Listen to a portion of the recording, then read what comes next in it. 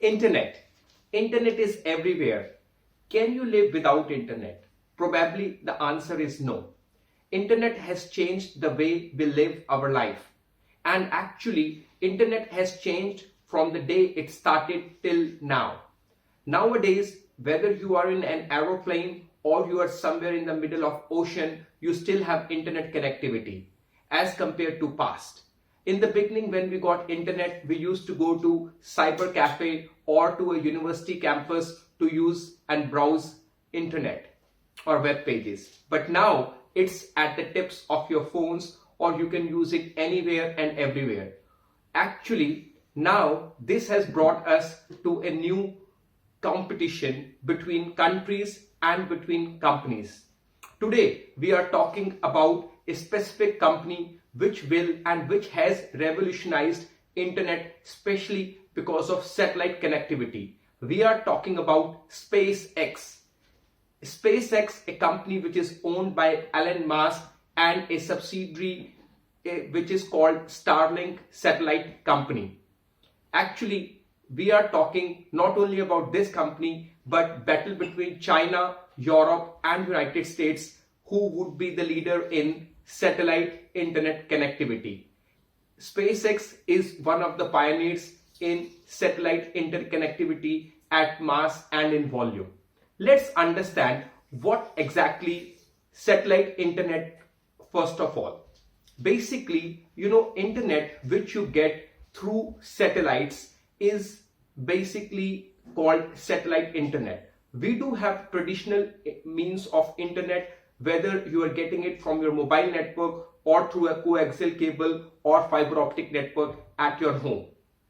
So why do we need satellite internet? Actually, what has happened, because there are areas which are very remote, or we are talking about very off-site locations somewhere in the middle of ocean, or when you are flying in an aeroplane, how would you get internet? Mobile networks, fiber optic cannot reach there. And that's when satellite internet comes into picture. Basically, imagine, you are at a place and tsunami or earthquake happens there, or any other natural calamity, mobile network internet or fiber optic internet would be destroyed, and how the connectivity would still be possible. And that's when satellite internet comes into picture. Think about defense or military operations. They need satellite internet because of safety and security. Think about IoT connectivity for machines to machines. Think about aviation, maritime, and many more use cases where satellite internet is very useful and very helpful. Now let's look at Starlink, a company which is owned by SpaceX. Now, what exactly Starlink helps in terms of satellite internet, and how does it provides internet in this area? So basically what Starlink has done, they have launched satellites in the LEO constellation. LEO stands for low Earth orbit, and basically this is closer to the Earth, and there is a group of satellites which is building up a constellation, and it communicates with something called ground trans receivers, which are stationed at a particular physical location, which gives signals back to Wi-Fi router, and you get internet at your home, at your office, or wherever you are. So basically what Starlink has done, it has made it so easy by launching a specific kit called Starlink kit. You can see in the picture here, you get it at your home. You have to pay a particular subscription fee, and then once you get it, you just actually configure and install through your app this particular kit. It's very easy. It's also called as Dishy because it's so easy and convenient to install, and you will get an installation guide and kit along with this kit. Basically, this has revolutionized internet in areas where it was never ever before possible. Now, what are the features of Starlink? Basically, it provides speed of 50 to 250 Mbps for residential customers, but there are some business premium packages. In terms of latency and speed, it gives you internet at a speed of 20 milliseconds to 40 milliseconds, and it is mainly for remote locations as of now. But I am gonna end this video today by telling you that how the future internet would look like, and how satellite internet will change the way we use internet. The other thing about Starlink is to understand what is currently the installed base and how many subscribers, and in terms of revenue, etc., how this company is doing, which is owned by Elon Musk. Elon Musk is the richest person on the planet as of today. So it has currently 7,000 operational satellites in the constellation, and it is having roughly about 5 million customers, but the customers base is growing every day as they're getting new licenses and approvals to operate in different countries. Currently, Starlink is operating in 100 plus countries. Yes, you heard it right, 100 plus countries, and they are also making name and presence in countries in Africa and all other continents as well. Now, let's look at the revenue. What we are talking in terms of the numbers. As of 2024, we are expecting a revenue of $6.6 billion, and it could be up to $11.8 billion in 2025. So we are talking about big money. But also in terms of investment, they have done a huge investment. As per my study, they have already invested close to $20 billion US, and they are projecting another 30 to 50 billion US in the coming years, because when we are talking about satellite internet, we need to build a constellation of satellites which basically provides you internet wherever, whenever you want it. Now let's look at China. As I mentioned at the beginning, now this is a race to be a leader, and actually Starlink is based in US, though it is owned by Elon Musk, but basically US dominates this particular market, and to compete, to challenge US dominance, China has come up with their own program, and they are planning to launch 38,000 satellites as compared to 42,000 satellites which are actually planned by Starlink in the coming years. So that is the total plan of Starlink. Currently they have only 7,000. So China have launched China has launched 3 programs: Qinfan, Guowang and Hongzhou 3.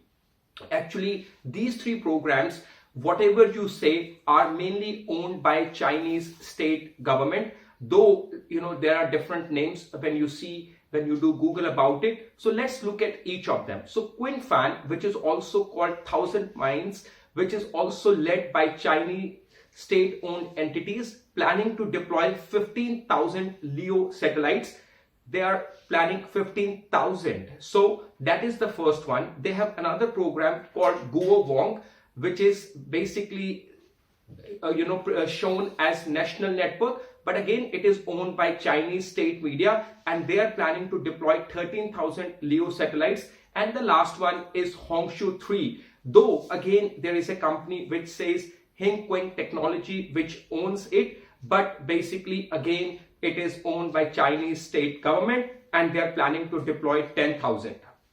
So as I mentioned, they have huge strong plans to compete StarX or Starlink satellite company, and to challenge US dominance. And now you can see there are different news coming in different media groups, and how China is trying to compete with US SpaceX company, and basically they are buckling up. They are putting a lot of money by the Chinese government to ensure that they have their own satellite internet connectivity. They are giving different reasons that it is different from SpaceX, and they are not competing. They are building their own network, but at the end of the day, it is the battle between United States and China overall.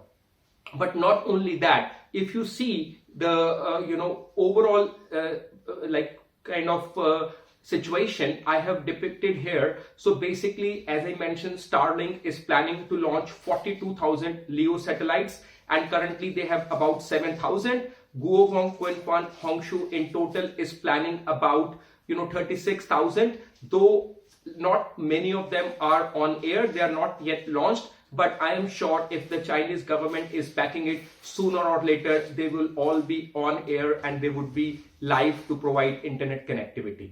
But it doesn't only end here. Europe is also trying to come into this space, and there is a company called Eutelsat which has recently merged with another company from UK called OneWeb. Now it is called Eutelsat OneWeb, and they also have plans about 648 I think LEO satellites, though 630 have been launched and successfully communicating. So you can see there is a battle between Europe, China and US, though definitely if we see the numbers, China and US are planning and have huge plans towards this particular satellite internet connectivity. Now, as I mentioned at the beginning of the video, actually, is it only about satellite internet connectivity for remote areas? No. Actually, the future is different. In the future, you will get internet not only from fiber and from mobile networks, but also through satellites. And as a step towards that, there is a company which has been building alternate network by a company called Rivada Networks, and there is another company called Colt who have recently signed an agreement with Rivada Networks to build a constellation of satellites around the world, and they would be providing internet connectivity to each of us. So actually the game does not end here. The future about internet is gonna be very aggressive, and as a user you expect to get better, faster and cheaper internet as the future comes into picture. So I will stop and give my suggestions here, but please feel free to reach out to me for any communication systems advice. I am an expert consultant looking into IT, telecom, satellite connectivity and in communication services. If you or your organization or any other enterprise is looking for expert advice in terms of connectivity, in terms of future connectivity networks, especially in terms of internet connectivity through satellites, I am more than happy to give you expert advice. You can reach out to me by my email, which I have just dropped down here. So feel free to reach out. I am more than happy to provide expert consulting advice based on your or your organization needs to make this world a better connected world for each of us. Thank you so much for watching. Take care. Have a good day.